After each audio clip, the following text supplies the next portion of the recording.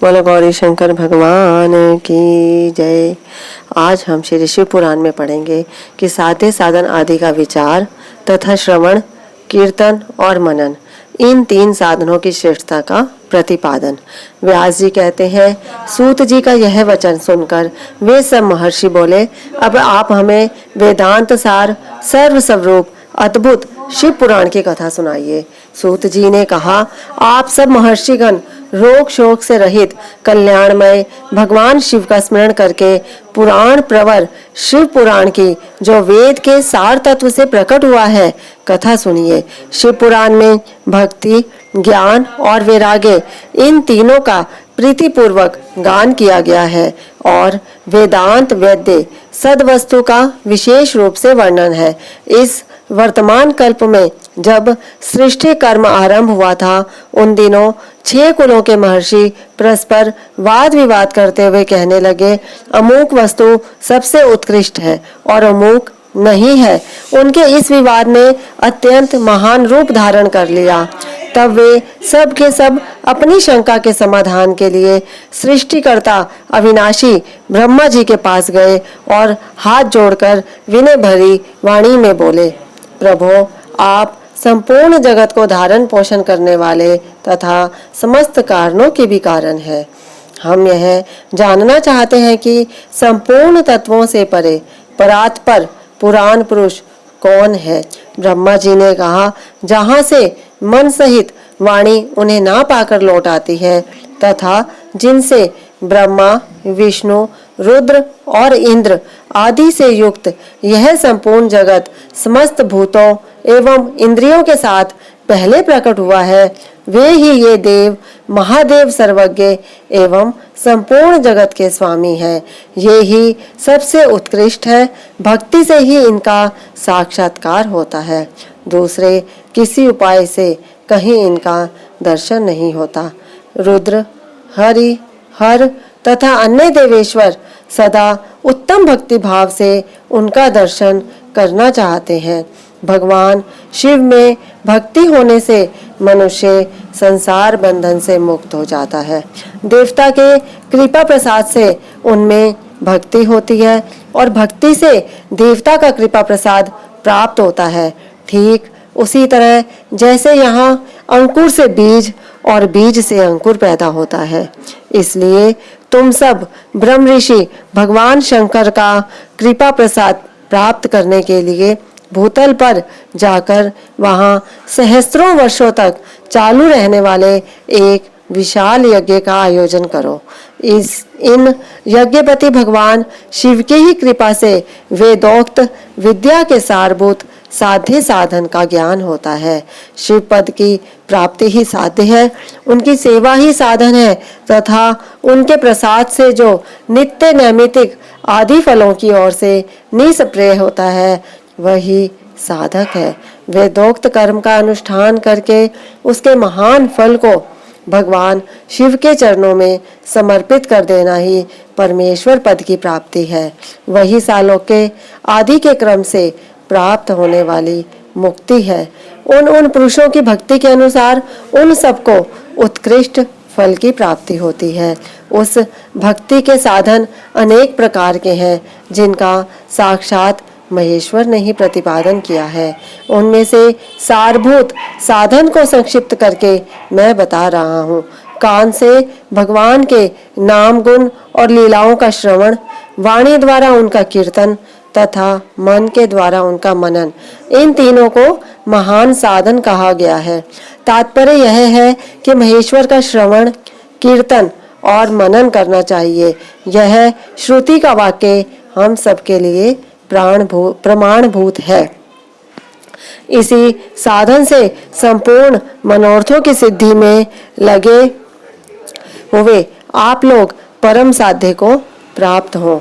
लोग प्रत्यक्ष वस्तु को आंख से देखकर उसमें प्रवृत्त होते हैं, परंतु जिस वस्तु का कहीं भी प्रत्यक्ष दर्शन नहीं होता, उसे श्रवणेंद्रिय द्वारा जान सुनकर मनुष्य उसकी प्राप्ति के लिए चेष्टा करता है। अतः पहला साधन श्रवण ही है। उसके द्वारा गुरु के मुख से तत्व को सुनकर श्रेष्ठ बुद्धि वाला विद्वान पुरुष अन्य साधन कीर्तन एवं मनन की सिद्धि करे। क्रमशः मनन पर्यंत इस साधन की अच्छी तरह साधना कर लेने पर उसके द्वारा सालोक्य आदि के क्रम से धीरे धीरे भगवान शिव का संयोग प्राप्त होता है। पहले सारे अंगों के रोग नष्ट हो जाते हैं, फिर सब प्रकार का लौकिक आनंद भी विलीन हो जाता है। भगवान शंकर की पूजा, उनके नामों के जप तथा उनके गुण, रूप, विलास और नामों का युक्ति परायण चित्त के द्वारा जो निरंतर परिशोधन या चिंतन होता है, उसी को मनन कहा गया है। वह महेश्वर की कृपा दृष्टि से उपलब्ध होता है। उसे समस्त श्रेष्ठ साधनों में प्रधान या प्रमुख कहा गया है। सूत जी कहते हैं, मुनीश्वरों, इस साधन का महात्म्य बताने के प्रसंग में मैं आप लोगों के लिए एक प्राचीन वृतांत का वर्णन करूंगा। उसे ध्यान देकर आप सुने।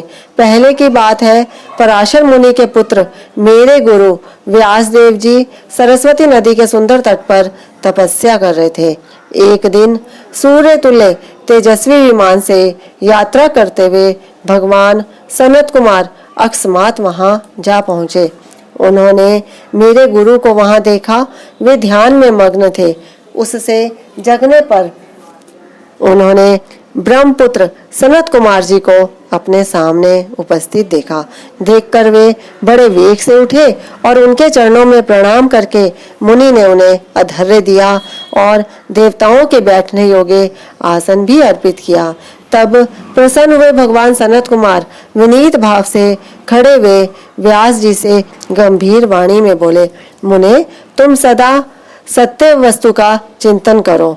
वह सत्य पदार्थ भगवान शिव ही है, जो तुम्हारे साक्षात्कार के विषय होंगे। भगवान शंकर का श्रवण, कीर्तन, मनन, ये तीन महत्तर साधन कहे गए हैं। ये तीनों ही वेद सम्मत है। पूर्व काल में मैं दूसरे साधनों के संभ्रम में पड़कर घूमता घामता मंदराचल पर जा पहुंचा और वहां तपस्या करने लगा।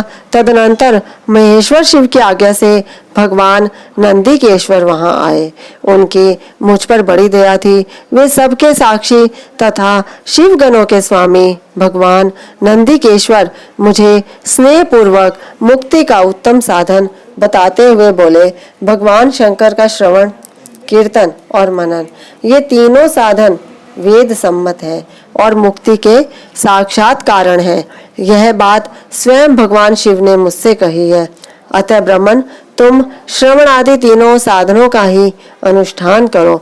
व्यास जी से बारंबार ऐसा कहकर अनुगामियों सहित ब्रह्मपुत्र सनत कुमार परम सुंदर ब्रह्मधाम को चले गए।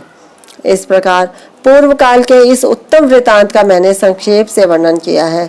ऋषि बोले, सूत जी, श्रवण आदि तीन साधनों को आपने मुक्ति का उपाय बताया है, किंतु जो श्रवण आदि तीनों साधनों में असमर्थ हो, वह मनुष्य किस उपाय का अवलंबन करके मुक्त हो सकता है? किस साधनभूत कर्म के द्वारा बिना यत्न के ही मोक्ष मिल सकता है? बोलो गौरी शंकर भगवान की जय। अब हम पढ़ेंगे कि भगवान शिव के लिंग एवं साकार विग्रह की पूजा के रहस्य तथा महत्व का वर्णन। सूत जी कहते हैं, शौनक, जो श्रवण, कीर्तन और मनन इन तीनों साधनों के अनुष्ठान में समर्थ ना हो, वह भगवान शंकर के लिंग एवं मूर्ति की स्थापना करके नित्य उसकी पूजा करे तो संसार सागर से पार हो सकता है। वंचना अथवा छल ना करते हुए अपनी शक्ति के अनुसार धन राशि ले जाए और उसे शिवलिंग अथवा शिव मूर्ति की सेवा के लिए अर्पित कर दे। साथ ही निरंतर उस लिंग एवं मूर्ति की पूजा भी करे। उसके लिए भक्ति भाव से मंडप, गोपुर, तीर्थ, मठ एवं क्षेत्र की स्थापना करे तथा उत्सव रचाए। वस्त्र, गंध, पुष्प, धूप, दीप तथा पुआ और शाक आदि व्यंजनों से युक्त भांति भांति के भक्ष्य भोजन अन्न नैवेद्य के रूप में समर्पित करे। छत्र, ध्वजा, व्यजन, चामर तथा अन्य अंगों सहित राजोपचार की भांति सब समान भगवान शिव के लिंग एवं मूर्ति को चढ़ाए, प्रदक्षिणा, नमस्कार तथा यथाशक्ति जप करे।